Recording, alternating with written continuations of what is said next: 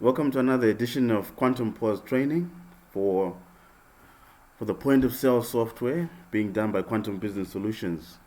Okay, today we're going to do a training on how to make a sale on account or credit. The first thing we want to do is make sure that our settings are correct so that we can do an account sale, and then we'll actually attempt to do a sale and see how it goes. All right, so let's go to admin. Go to general settings. We need to make sure that allow sales on computer is ticked, like it is here. We also need to make sure allow account credit sales is ticked, as well as show customers in sales form should be ticked. Then we can save that if it's not.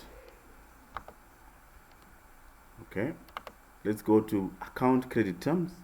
So we need to know what the terms are for our, what terms are we allowing in the system.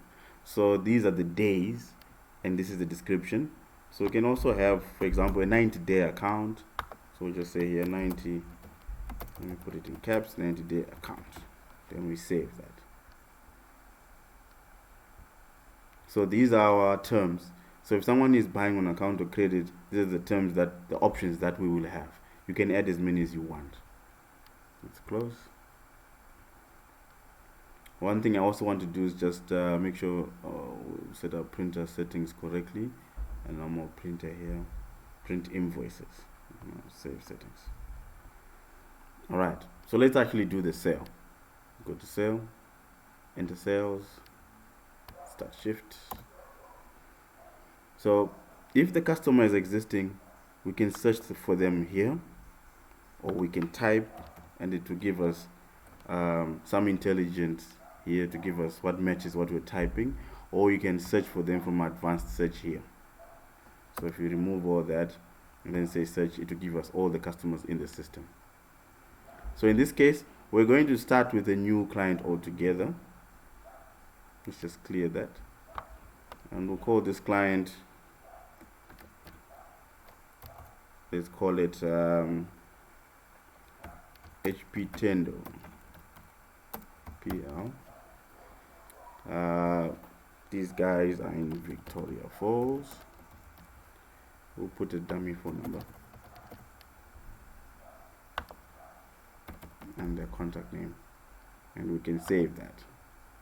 Done. So now we're going to select the items. So in this case, since I'm not using a barcode, I can search for the item here. If I was using a barcode, my cursor should actually start there, or I can press F1 and I can then scan the product. So in this case, since I don't have a barcode here, we can continue. I'll select product set, 2 of them, that's it. Let's also enter Dove soap, why not? 2. Let's look for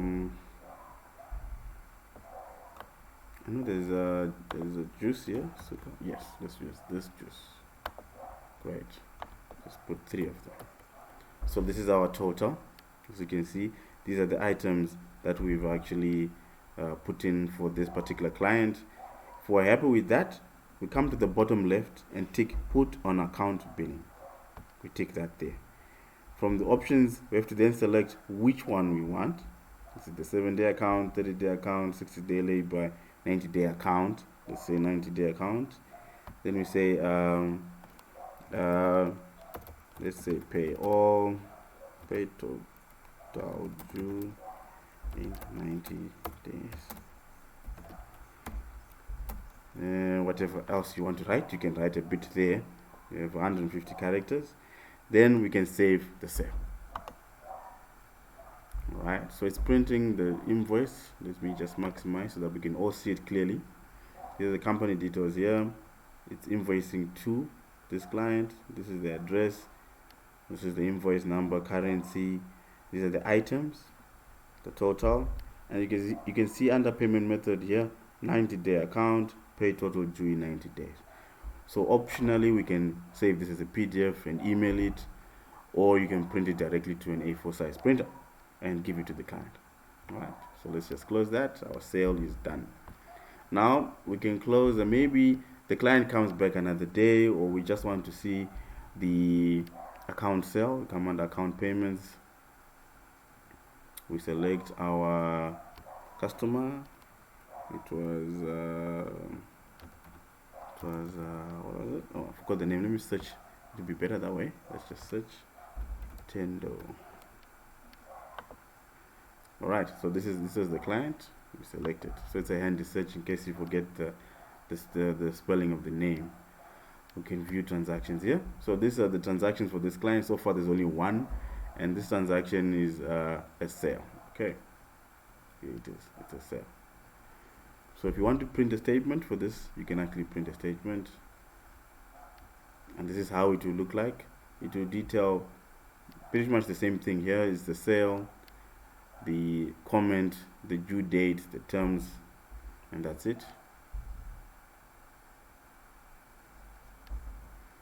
So maybe the customer wants to make a part payment towards this 163.3 that they owe.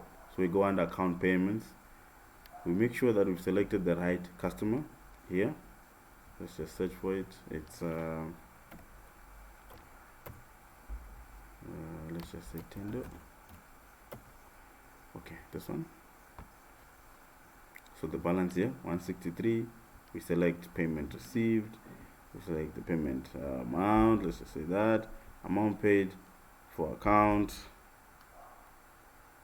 Let's say they made the payment of 63.3. Part payment 1, 2, 3, 4.